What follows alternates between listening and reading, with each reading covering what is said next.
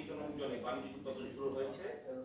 আমরা এই পর্যন্ত দিয়েছি, তার মধ্যে 7টি রূপায়ণের অগ্রগতি জনাব ফজলুর রহমান এবং তার নয়, সমৃদ্ধি শুধু নিজের জন্য নয়, সমৃদ্ধি যখনই জন্য আমরা নতুন একটি ইকোনমিক জোনকে করার ক্ষেত্রে তাদের অবদান আরো বৃদ্ধি কাজ করার দরকার, সেগুলো ইন্ডাস্ট্রির এই আমরা আশা করি উনি যে ধরনের হাঙ্গরি শিল্পপতি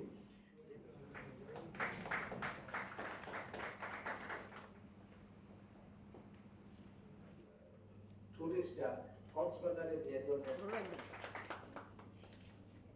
সেই ধরনের পরিবেশ থেকে আপনার মুক্তি পাবে। ইন্ডাস্ট্রি করার বাধা বিপত্তি কোথায়ও নাই, বিন্দুমাত্র নাই।